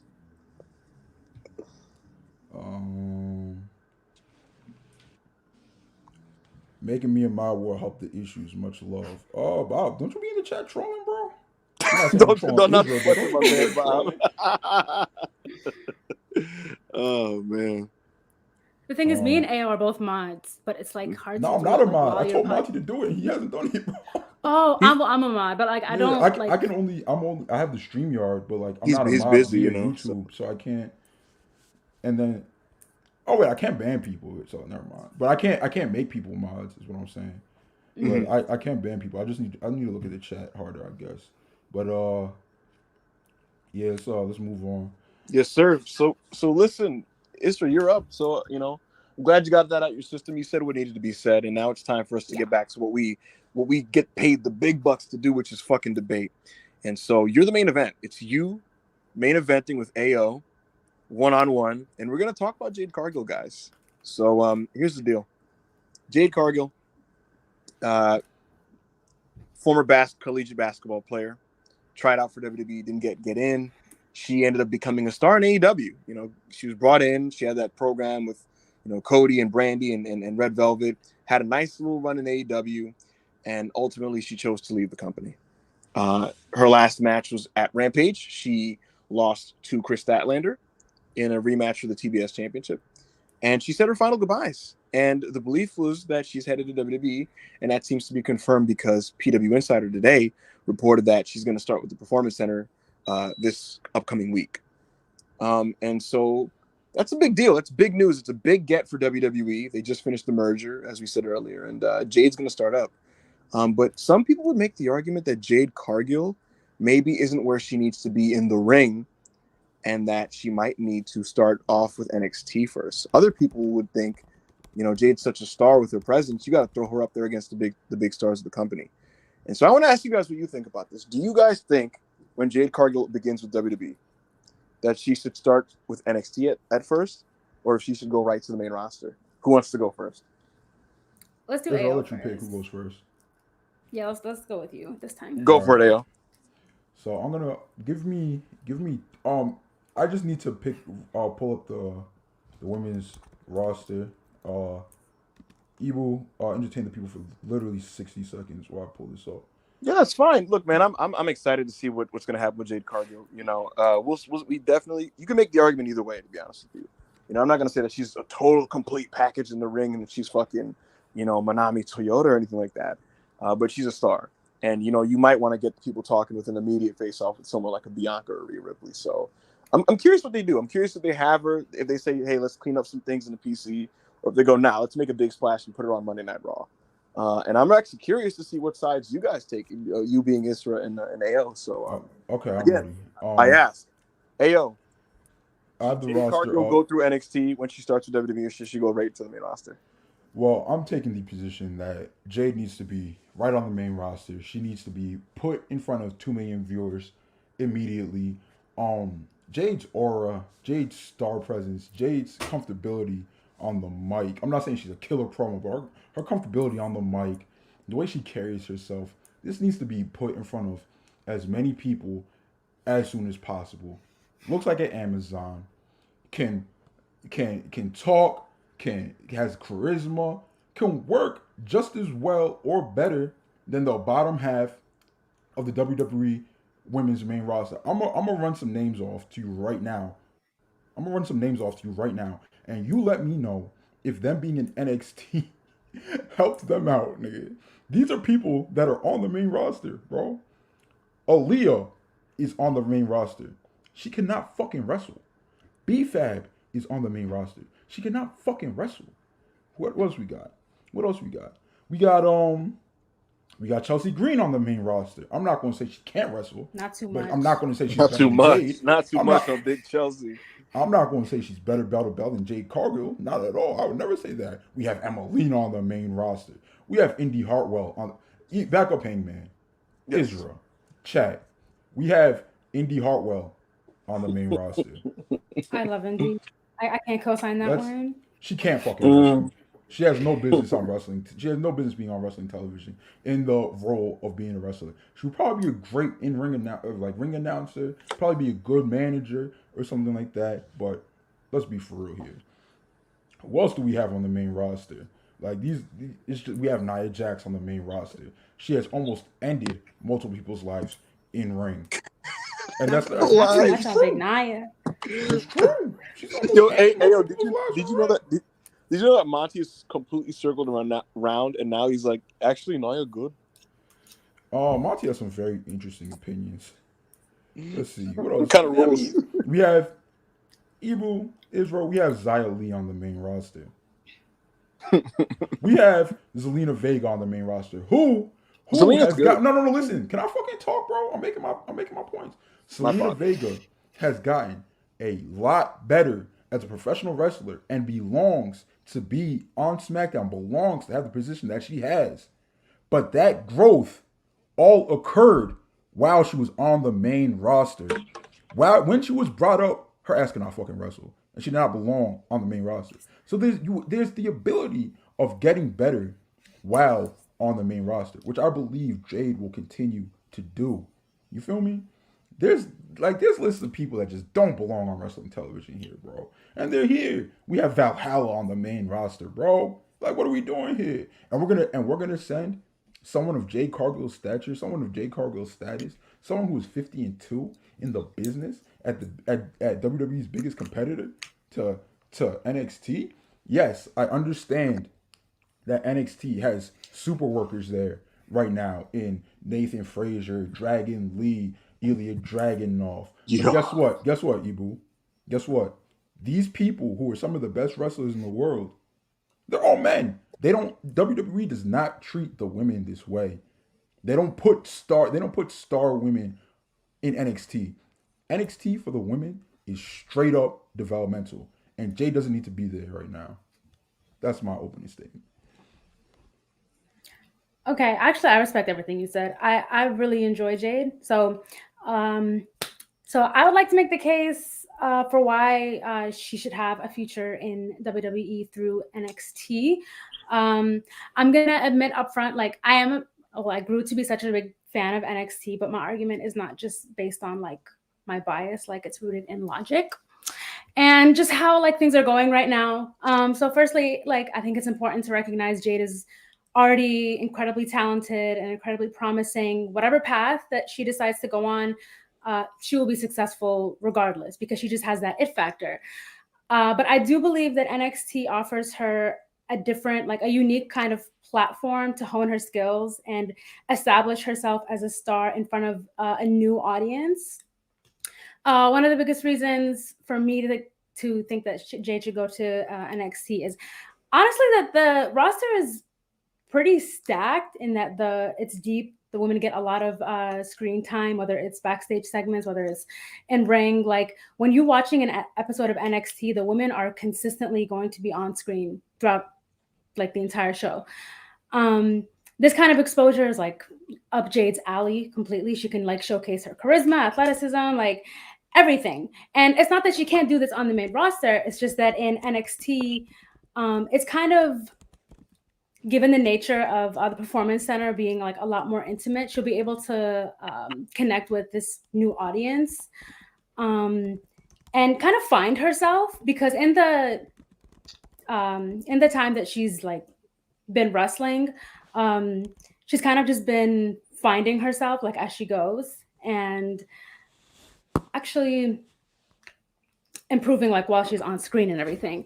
So I don't know. I feel like because she's already been doing that in AEW, like literally getting better on screen, I think that kind of works in NXT. And don't get me wrong, like it doesn't even have to be like a long stint. It doesn't have to be like a year long, like leave her there like it's purgatory. Like it can be like a shorter process where she's able to just kind of feel herself. And once she's found that, it would be like the best time to like launch her into the main roster because she's already kind of like established herself within like the WWE bubble. Because to be honest, you know, it's a much bigger deal when a WWE wrestler leaves and goes to AEW than when like an AEW wrestler leaves to go to WWE, because like I don't want to make too many like generalizations, but like I want to say like a large portion of WWE fans are not really cultured with wrestling outside of WWE. And this is not like knocking anyone. Like if that's you, then like go off. So I think it will help her a lot. And I think because she's already naturally so gifted on the mic and just has this natural strength, and like she just like has this aura that we always talk about. So I think because she already comes looking like the full package and feeling like the full package, the only thing that's left is to really like establish herself, if that makes sense. Like take her skills that she already has into the next level. And honestly, in NXT, kind of like how you were saying that it feels like of the star level talent are men, whereas like the women are more developmental. I think that kind of also helps her out a lot because it's a bunch of other people who are also learning as they go. And the coaches are very like hands-on with the women. I know that Shawn Michaels, I heard from another birdie that Shawn Michaels is very hands-on with like, you know, helping the women and making sure that they succeed. So I think having this kind of special attention will also help her.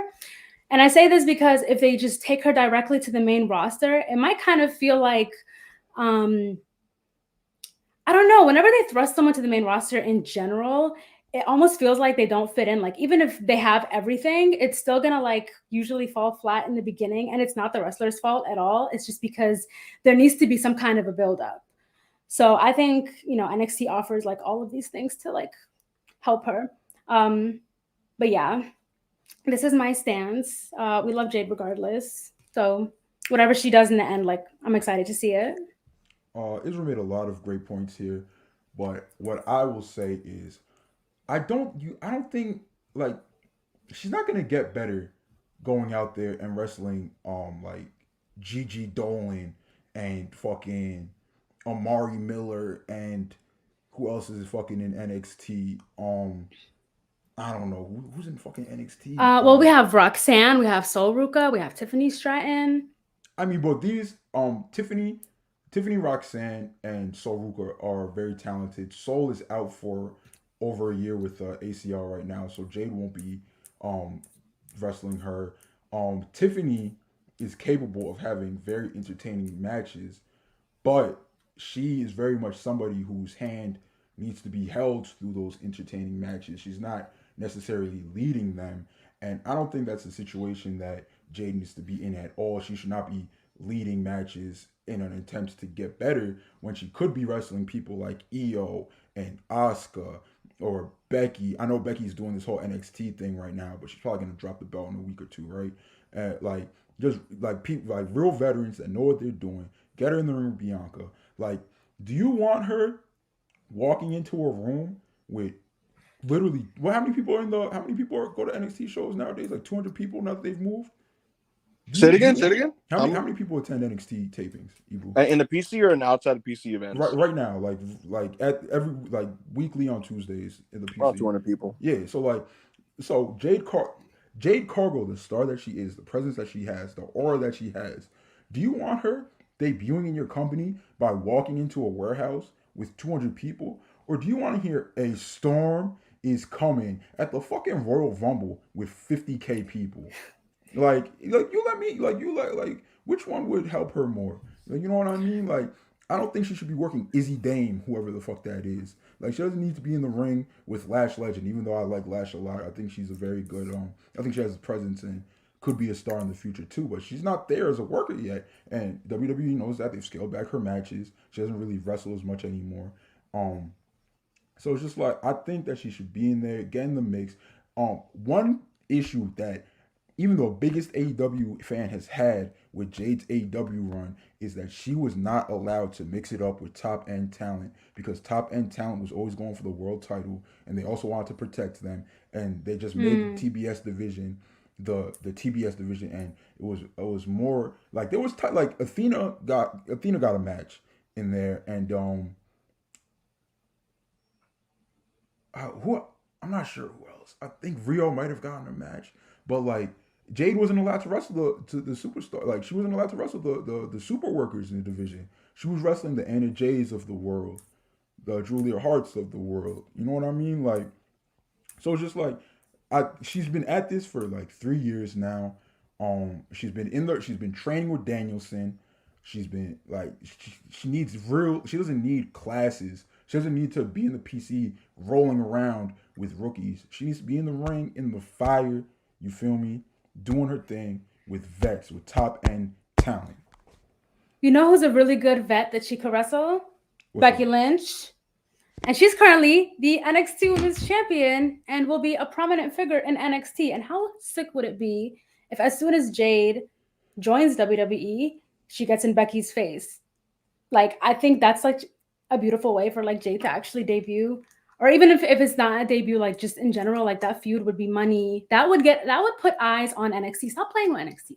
Like, I think the problem with NXT being looked at as like, I don't know, like people just don't take it seriously since it became 2.0. I mean, 2.0 has produced people like LA Knight and Carmelo and Tiffany, Braun. Like, there's like everyone that came from NXT that you love isn't just from the black and gold era. Like 2.0 is newer. So yeah, like it's not going to be as many people because like it's not enough time has passed. I worded that so badly, but you know what I mean. I can only give you, out of those people that you listed, I can only give you.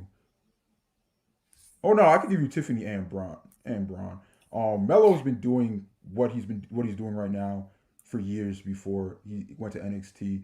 LA Knight's been doing this exact same gimmick for over a decade now. Like, this exact same thing that he's been doing right now. Like, and the thing is, right, you could say that he got his feet wet in the WWE system and got familiarized with WWE fans by doing with NXT, right? You could say that, but that's just not true, because what engagement farmers love to show you and love to post is that LA Knight's like first 5 entrances on the main roster The main roster fans didn't know who he was, didn't give a fuck who he was, didn't care what he fucking had to say. Everything that he is one of the top 3 or 4 most over people in the company right now because of what he's done on the main roster, which is a gimmick that he's been doing since like 2012. LA Knight could have walked in 2012 and he would have had the same talent level, same comfortability on the mic. He probably was a little bit better of a worker back then, honestly, because he was younger. He wasn't 40 years old, and he would have gotten the same amount over. You feel me? So, but he was over in NXT. No, he was absolutely. I think we had this conversation. I feel like we had this conversation before, where like I mentioned people that before going on the main roster were in NXT, and you're like, well, they were in the fucking independents before. That's cool. But it's like they were able to get over in that system as well. Like LA Knight was loved in 2.0. And that's what I'm saying. And when he came to the main roster, he was doing the Max Dupree shit. Like his whole personality was stripped from him, and they had him doing something pathetic. But then, like out the gate, it wasn't until he can kind of get back to being himself and like acting how he wants to and being booked for like real actual matches where like he started to get over, because that's who he was in NXT. But it's not even. But when he I'm sorry, I lost my train of thought. Even when he switched back to LA happens to me Knight, all the time. Even when he switched back to LA Knight, they didn't like people weren't like the fans weren't like, oh my god, what is this Max Dupree shit? Like we want LA Knight. Like people on the internet wrestling community who watch NXT were saying that, but it's not like the people in the arena were saying that. When he switched back to LA Knight, they didn't give a fuck. When he said my name is LA Knight, I'm not Max Dupree. People didn't pop. They didn't give a fuck. When he got his Titantron back, when he got his music back, when he became LA Knight and walked out there, the fans didn't give a fuck. They were like, who the fuck is LA Knight? Why the fuck should we care about this guy? And then he did his shtick that he's been doing forever now, and then he got over, which is good for him. I don't see how NXT contributed to how over he is now. When yes, Vince shot him in the kneecap with the Max Dupree shit. But even then, like the main roster, like it's been proven time and time again, the main roster fans do not watch NXT. They don't give a fuck about that show. Like they'll put the camera on somebody and they just don't pop for them. But yeah, that's my closing statement. I don't know if you have. Okay, so you want to add, Israel. Yeah, so like we also have to consider that like NXT lately. So if you actually watch NXT, right, the past few months, they've been sprinkling a lot of like main roster talents to like do little stints, and like now I'm assuming that Becky's gonna have like a more permanent position for the time being at least, and they've been bringing a lot of big names or like bigger than NXT type of names down to NXT, and I personally like think that could be a very good thing if they try to bring in more stars that would make NXT feel like not just like a secondary show that you watch if there's like literally nothing else on, you're not doing anything else, but turn into a show where it's like, okay, well, you know, we have like a marquee name being Jade Cargill. Like this will benefit the show overall and it will benefit the other women. You know, it's not just about, oh, Jade is not a good enough wrestler, because I don't even think that's true. It's more so like they could build together. And I honestly think her being on NXT will make NXT feel like a much bigger show. Because I do agree with the point that you made about her just showing up on the main roster. Like she'll be able to click. Like she just has the aura. Like we can't argue that. But she has a lot to offer NXT as well as what NXT has to offer her as well. So I think it can be one of those like mutually beneficial things. Like NXT could literally straight up belong to Jade. If they wanted to commit to that. And I think that would be really good television. So yeah, that's my closing statement. And so in summary here, you're basically saying Jade to NXT is a good move because it would help clean up some stuff with her, familiarize herself with the audience, and it would help NXT become a destination show. And then Aowa's argument is basically like NXT, you know, the idea that NXT kind of helps people in terms of sharpening up their games is an overstated thing that doesn't really apply to many people, and that Jade just doesn't need it because, you know, people want to see her face the top tier level talents on the main roster. Is that a fair assessment of both arguments, AO? Yes, for the most part. All right. Also, I see there's the misconception, right? Because this was leaked to the dirt sheet and was straight up lie. Regal's not an NXT. He's not with his kid. He's not training Charlie. He's not training anybody in WWE. He's Triple H's right hand man. He's in Gorilla every night. and he's doing that. He's not so like people that think that get Jade with Regal. Well, Regal's at the main roster. He's not at NXT. He's not in the PC. He hasn't been in the PC since he got his job back. Right or wrong, Hangman? He might have visited, but that's not where he works. I mean, he might have visited, but he hasn't worked at the PC. No, like, he's not trained. So, Hangman, why don't you tell us who are like the higher ups in NXT? Yeah. So if Jade went to work, if she was like working in NXT, right, she'd be in day-to-day contact with Biff Busick, the Oni Lorcan. Yeah. She'd be working with him. She'd be working with Drew Gulak. She'd be working with Steve Corino. She'd be working with Matt Bloom. And these would be the people that would kind of be in regular contact with her. She'd be in direct contact with Shawn Michaels on a daily basis when it comes to just kind of talking out what they want out of her character and her presentation and things like that. She'd have extensive time filming vignettes and pre-tape type of things. And so, yeah, what would happen is if she lived in Orlando, she moved to Orlando, she'd basically be working out in the Performance Center every day of her life. And yeah, she'd just be working out and just filming stuff for NXT in between, practicing matches and performing said matches on the TVs. So that would be her day-to-day schedule. All right. I think that was good. Israel, I'll let you. Do you want me to put a poll out there? Or are you over it for today? I'll put up a poll. Put that poll up. All right, I'll put it. Put that poll up. Put that poll up. I already made it, but I was gonna. No, this is my job. You know what I'll say about this debate? Someone has to be professional. I already like one strike. So I was gonna say, regardless, out there. That was really good. That was probably my favorite debate. Great debate, Israel.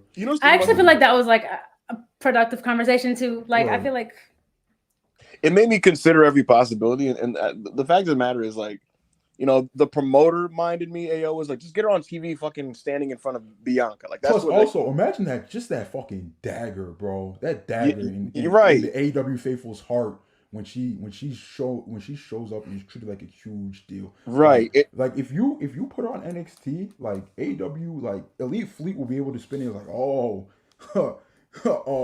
this is what they were gonna do with Cody. Like, remember they were doing like, he's gonna be Stardust again. Yeah, he's gonna be Stardust. Like, and so to me, it's like he's gonna go there and be me buried. Like, if WWE puts her in NXT, they'll be like, so Jade went from being an unbeatable monster to working NXT shitters. And so that's why for me, it's like like the promoter in me is like, just get her out there on TV against the big stars. But then the other side of me is kind of like, from a long-term gain and maybe benefit, maybe it would help her. Like when Israel started kind of breaking it down, and I thought about it, and I thought about like how that show is put together and structured. Like the truth of the matter is, they're up year over year in the ratings because of some of the main roster influence, and now like the crossover in terms of audience between main roster and NXT is like higher than it's been ever in the Shawn Michaels era specifically. Mm-hmm. And so like, if she like, No Mercy's coming up in California. If they wanted to hypothetically do like, I don't know, Jade, Tiff Stratton, and Becky Lynch in the main event. For that. What's up? How many tickets they have sold for that? 3,500. And yeah, which is not a bad house at all for NXT. But like, Becky hasn't been advertised for the show. If they throw her on there to main event with Jade and or Tiffany, they can get to like 6 and sell the whole venue out. So you think Becky's moving 3K? If she's main eventing the show against like a Jade Cargill, I think so. Yes. 100%. Jade Cargill. Yeah. I thought you meant against like Tiff Strat. Even Tiff, I think with Tiff, they get to 5. Is Becky moving those tickets, bro? I understand she's still over, but she's not the man over. Like, I understand she did a huge number. She got 1 million people to watch the show this week. I think she could sell some tickets, bro. The people who are like NXT's in town, I don't know if I want to watch that. If they find out Becky's main eventing the show for a title, I think they're like, I'll fuck with it. Okay. Well, I think so. I don't necessarily disagree with any of Israel's points. My main thing is just like, it's like a preference. What I would do if I was in charge, because you gotta pick one or the other. So if I was in charge, I would go with, like, you gotta put her out there for like the Rumble. You gotta put her out there in stadiums. You gotta put her out there in arenas. Like, I don't like all the shit that people are talking right now. Like, I don't think Jade ever left AEW to do smaller shit. You feel me? And also, how do you convince somebody who's married to Brandon Phillips, who has $100 million in the bank, who's also making a lot of money on her own through modeling, through social media, through her other ventures, like she's a Fenty model, all that. How do you convince somebody who has all that shit going on to move to Orlando? Like how? Like how do you convince somebody I with think all that also going on it's to a move to matter of Orlando? her. I think it's also a matter of like what she wants as well, because you could talk about the business side of things and like weighing the pros and cons of whatever the option might be, but also like you have to think like maybe she genuinely just wants to go to the main roster. Maybe like she's interested in the developmental system. I mean, she is meeting. I believe she's already met or she's going to meet in the performance center. So there's, a potential chance that maybe she, wants to be involved or Right. doesn't want shit to do with it. So I think it's also a matter of what she wants. Mm-hmm. Yeah, and so it's a commitment if she does that. I think we can all agree though. None of us probably would think it's the right move to keep her like in developmental for like 2 years or nothing like that. You know what I mean? Like even if But she then did. also, Ibu, we were told like for those that don't know, for those that just started watching Dragon Lee's been one of the best wrestlers in the world, been one of the best luchadors alive for a long time. And we were told when he got signed to NXT, It was going to be a short. this was going to be a 1 to 3 month thing, and that was like 8 months ago, bro. Like how long has he been there? He's been there since like March. This is a waste of his talents. I don't know if I wouldn't say it's a waste, but I don't think he needs it. You know what I mean? Like, so it's one of those things where like he helps their product and he's not doing bad stuff. He helps their product, but he's what gonna is it doing? What is it doing for Dragon Lee? Well, he does get to mix it up with Rey Mysterio, because right now he's in a storyline where if he went to the main roster, he would literally be Rey Mysterio's son right now. Yes. In front of 2 million to 2.5 million people every week. Instead, one of the best luchadors in the world is wrestling in a warehouse, fighting Noam Dar. He's right now. People. Right now, he's in a feud with Dominic, and so it's kind of like what he probably would have done in the main roster anyway. And so what are we really doing here? And yes, I know NXT is a show that they want to do well, and they want they wanted to draw and shit like that, but why is one of the best wrestlers in the world there when you have a main roster that real shit could be going on? Yeah. What's funny about it, AO? It's funny you said this. Boozer today said Dragon Lee's pulling up on Raw tomorrow. That's funny. It's hilarious. They exposed Boozer for being a homophobe. Yeah, it's kind of crazy. This is what it is. I hope they don't find out if that nigga really is a WWE. Yeah. I mean, like, let's say hypothetically it's Road Dogg. Are you surprised? You know what I mean? Not at all. Like, it is what it is. But yeah, no, you guys made good points. And with Dragon Lee, I mean, look, if you really wanted to treat this like a super developmental, it's like I would get anybody that's remotely good out of there. You know what I mean? Right. But they wanted to still be a viable TV show that kind of has its own audience. But yeah, I'd like to see him out of there as soon as possible. And with Jade Cargill, I don't think any of us would want her down there for too long. But yeah, let's get to these poll results. We're gonna keep voting. We're gonna get to these super chats and then we got some super chats results, and we're gonna get out of here. Yep. Yeah, we have some super chats. Anwar Starwin, $5 super chat. Israel's the GOAT. AO is the ace. Backup is alright. Backup's a little bit worse than alright, but see, that's the thing about the hanger hype. I feel like you guys deep down, I feel like you guys love me. You just you can't do it publicly. You know what I mean? You gotta do it in your heart and your spirit and your soul. I get it. It's cool. Chris O'Prey, $5 super chat. Y'all know not to talk to Big Chris O crazy because I'm gonna hurt y'all feelings. Hashtag Chris O Hammer. Hashtag V12. Hashtag Yummy Yum. Thanks. Chris O Hammer is crazy. Jacob Donnelly, $5 super chat. Sorry, Ibu, but the day Cody finishes his story is the day Paul Heyman pays back the wrestlers he owes money to. He will never do that. Paul Heyman could win the super mega lottery, have $10 jillion in the bank, and he would not find those ECW wrestlers or their loved ones if they're deceased and pay them. Like he's not built like that, bro. He's just respect to the niggas that refuse to take that and dip. Like AO Sabu left in early 2000. He's like, yo, you owe me 5 fucking dates. I'm out of here. So didn't RVD do the same thing? Later in 2000, RVD said, "I will not come back to work until you pay me how much money you owe me." Right. Yeah. Did he get his bread or he just did to WCW? They ponied up. So Tommy Dreamer put it all together, and they ponied up like pretty much everything they had to get RVD to do another date in return. And it was a show right before they died. They probably should have kept their bread then. Low key. Zora Hart $5 super chat. I have a tough time picturing Jade keeping up with Becky, Bianca, Rhea, and there's no point of signing her, if not to put her at the top quickly. I feel like they can age in a match that makes everybody look good. Like you're arguing against yourself, Zora. But I have an issue with people being like, so and so couldn't be able to keep up with so and so. That's why I never said it about Kenny and Punk. As much as I didn't want to see the match, I never said Punk can't keep up in the ring with Kenny, because the best wrestlers, they help their opponents. Look at what Will Ospreay does for literal corpses in the ring. Look at what he did for Marufuji last night. Look what he did for Kenta during the G1. Like the best wrestlers, like the best wrestlers bring people up with them. They don't just do a billion flips around them and make them look like shit. Look what the Bucks did for the Hardy Boys at Double or Nothing. Like that's what real top guys and girls do. They're able to make their opponents look good. You're supposed to be able to make your opponent look strong. So if you can't do that, you're not as good as people think you are. Like if you just go a million miles per hour, it's just like, oh fuck, you're just not as good as people think you are, man. Yeah, no, I agree. I think Bianca versus Jade at a big show would be really fun, to be honest with you.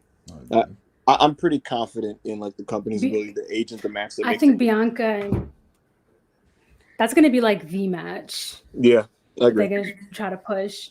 I mean, have they had Bianca and Rhea on the main roster at all yet? No. Wait, they had a feud in the past? Well, I mean, they might have wrestled in NXT. It's just saying, like, did they do it in main roster? They were gonna in the Vince era. They were about to do it, and then Rhea caught a concussion, and she came back during Triple H era, doing all the Judgment Day stuff, and they never got to do the match. And that's absolutely 100% one of those matches that they're saving for down the line as like a big time thing. That's 100% a WrestleMania main event. That's low key. I'm sorry, bro. I don't mean to take anything away from the women or anything that anybody's accomplished, especially since like Mercedes Moné is one of my goats, man or woman.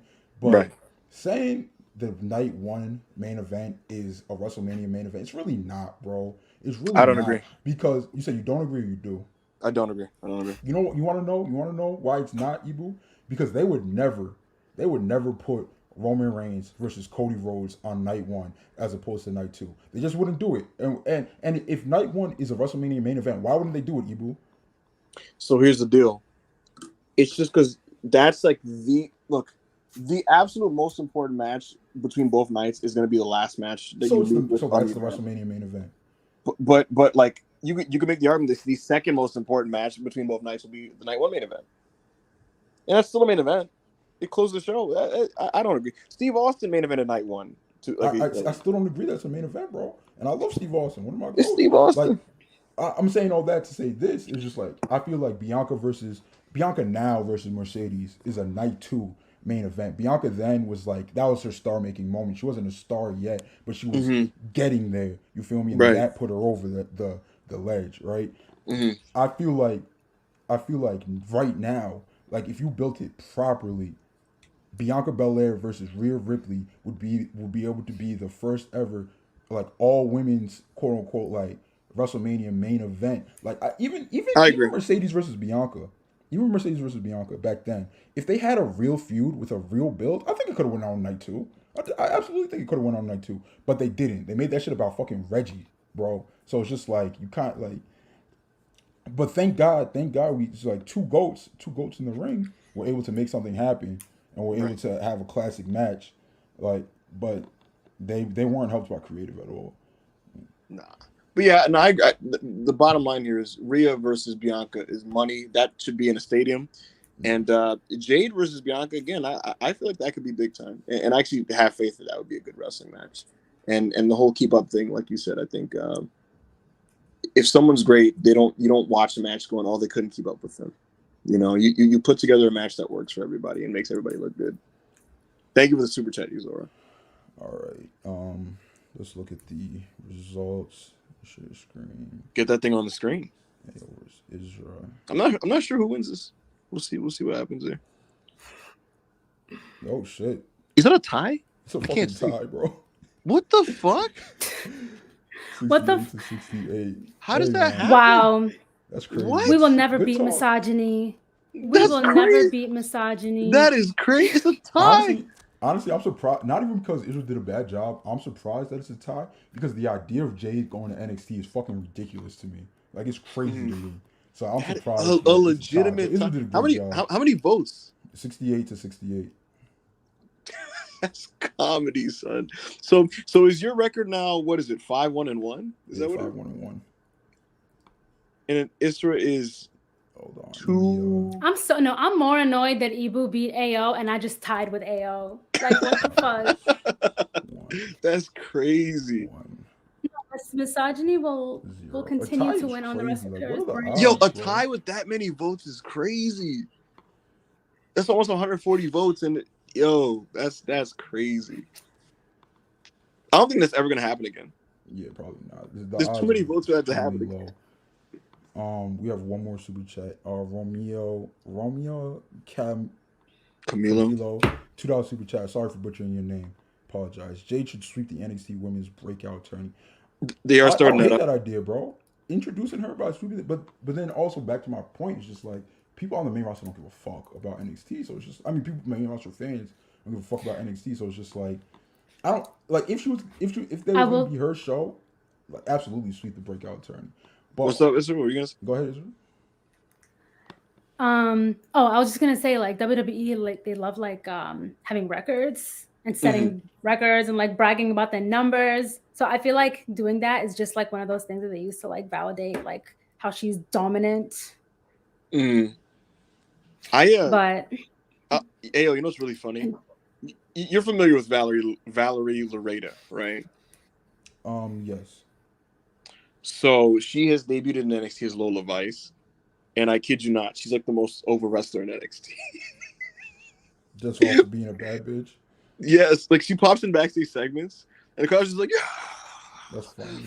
How is she in ring? It's just whatever. It's not enough ring time to be able to tell, to be honest. But yeah, no, my point is, they introduced her for the breakout tournament. The crowd was like going nuts every time she appeared backstage. It was really funny.